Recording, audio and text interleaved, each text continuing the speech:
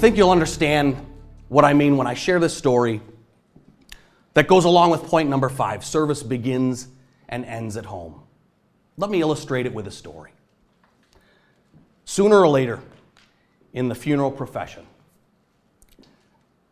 you have to do the difficult thing and serve family members or close friends.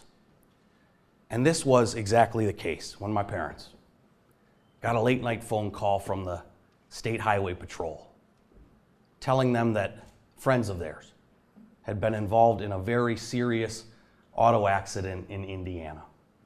The husband and the son were dead, and the mother and the daughter were in critical condition in the hospital. So my parents, being the good professionals that they were, but also the good people and friends that they were, left immediately in the middle of the night with the hearse and 2 cots to take the 2 deceased home for burial and to comfort the survivors. So on the long drive from Cleveland to Indiana, my mother, Cassie, just kind of obsessed and just wondered aloud to my father and in her head, what kind of words could she say to her friend at this difficult point in her life? What words could she say to her grieving friend that might make some kind of sense out of this very senseless situation? How many times have you all wondered the same thing when you're walking into a visitation of a close friend? Well, she could come up with nothing that seemed to fit.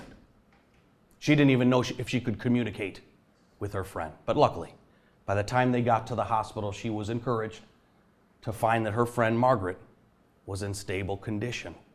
She could communicate. And so my mother went up to her and said, "Margaret, I am so very sorry." Because those are the only words she could come up with. Funeral director's wife, and "I'm sorry" was all she could muster. And that's when Margaret said this to my mother, and I quote. She said, "You know what, Cassie? Sometimes I think that life is like a giant tapestry hanging from the ceiling in the middle of a room. If somehow you find yourself standing behind that tapestry and looking at it from the back, all you're going to see is this endless mess of threads and chaos going every which way and seemingly meaning nothing at all. But if you'll just take a walk to the front of the room and look at that tapestry from the front, what you will see, Cassie, is a beautiful, breathtaking work of art. And that tangled mess of threads and chaos on the back now makes sense and is actually beautiful if you're just willing to look at it in a different way.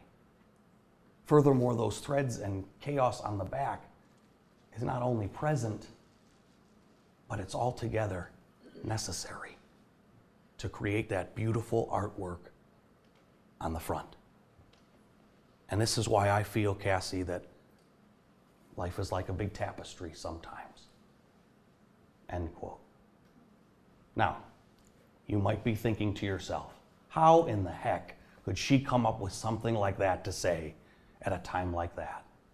But I need to tell you that Margaret was an English teacher, and that example came from literature.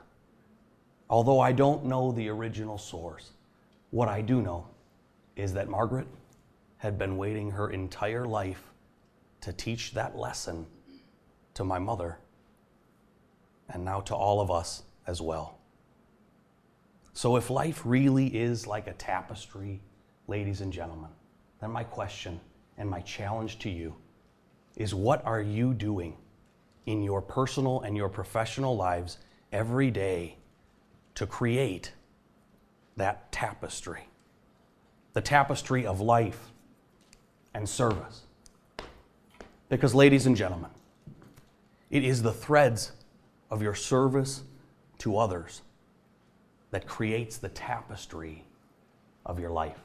Think of every day as one thread Think of every year as one patchwork in a quilt.